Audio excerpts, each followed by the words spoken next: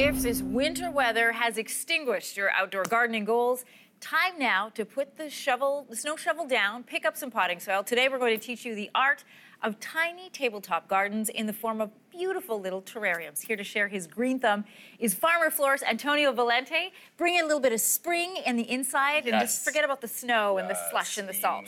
We need it. I love all the color and the life that it brings. What do we need to do? Okay, so Anne-Marie, the key to a successful terrarium is laying the proper foundation. Okay, this is the base of our terrarium right here. You'll notice that. Yeah, thank you. You'll notice that it doesn't have any drainage holes in the bottom of it. Right. Okay, not great for our plants. Okay, so what we're gonna do to facilitate the drainage, we're going to be adding some gravel to the bottom.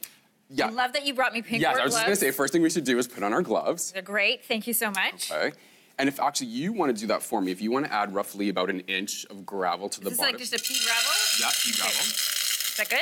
A little bit more than that. A bit more, okay. Yeah, perfect, thank you. Okay. Okay, and then on top of that, we're going to be adding some charcoal, okay? This is charcoal right here. It's sometimes referred to as activated charcoal or activated carbon. You can pick this up in any flower shop. Sorry, any pet shop. Any pet shop, okay. Yes. Okay, so if you want to add just a little light layer of that, and what the charcoal does is it acts as a little bit of a natural filter. Oh, okay, so this is why you find it in aquariums. Yes, exactly. Yeah. So it's going to absorb any sort of excess amounts of organic compounds, and it's going to prevent a terrarium from getting a bit, nasty. Moldy or smelly. Yeah, exactly. Perfect. Yeah. Okay. Next thing we're going to do, I have some potting mix here. It's pre-moistened. Okay. It also has a slow release fertilizer built into it, so that's one less thing you're going to have to worry about. So that's what we're looking for. Yes. Okay. So I'm going to add some of that to our terrarium. Okay. We'll spread that out. And the plants that we're going to even the smell of growing things feels good this time It reminds you of summer, doesn't it? It really does. It's just so nice to get your hands dirty. Okay. Now, are these real? These are real. No, these are real, Anne-Marie. They're real. These are Japanese Asplenium ferns. They're so rubbery. Yeah, and according to NASA, these are extremely efficient at purifying the air in your home. Oh, okay. Well, yeah, these in particular. Let's put them in. Okay, so we're going to put those in. I'm just going to take them. I'm going to loosen their root balls a little bit. Okay. Okay, I actually did that before the show, so we're going to put these guys in. Now, you're just setting it right on top of the soil. You're not digging it down or anything. Not yet. Okay. Okay, this is going to... I always love watching how you arrange these, Antonio, because it always looks so good when you're done. Thank you. I just literally steal exactly what you do. Do you? I do. Okay, so we're going to put those in. It's a little tight, Anne-Marie, but we're going to do that. And I'm going to take some more potting soil, and I'm just going to shift this around the plants. Now, I'm going to start on your side, because what I'm going to have you do is, where I've already placed the soil, I'm going to ask you to put some of this beautiful green sheet moss. Okay, and you can buy this where? That I picked up at a flower shop. Okay. Okay, or even a garden center. They'll have that too. And do I just lay it right over top? Yeah, lay it right over top. It's going to make it look really pretty.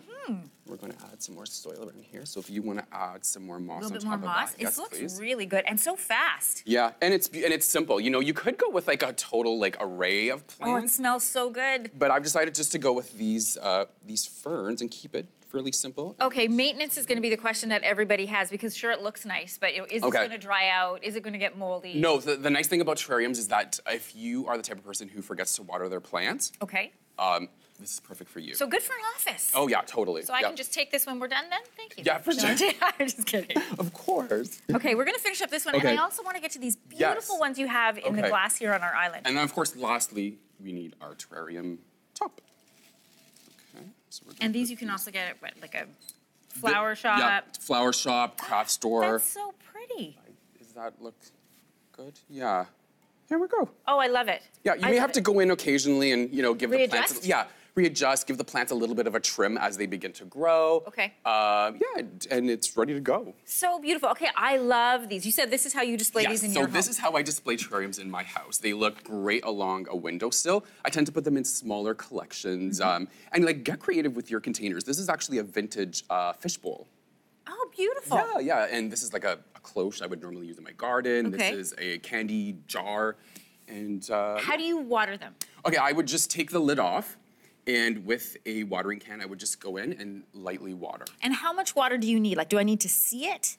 No, if you're seeing the water, you're actually placing too much water in there. What I would do is I'm gonna take off my gloves, as you can just take your 2 fingers, place it on the surface of the moss, And you know what? If it feels damp, chances are it doesn't need any water. Oh, If smart. it feels a little bit dry, then give it some water. Are there plants that do better in this kind of environment than others? Okay, yes. If you have a closed terrarium, so such as these guys here, you're gonna wanna place something in there that enjoys a humid environment, so like ferns, like we have today. Okay. If you are using one of those sort of open-topped terrariums, then you could put something else in there like succulents, because they tend to prefer more of a drier environment. Beautiful. You always bring us such great ideas. Thank you. And they're always so pretty. Antonio, thank you so much.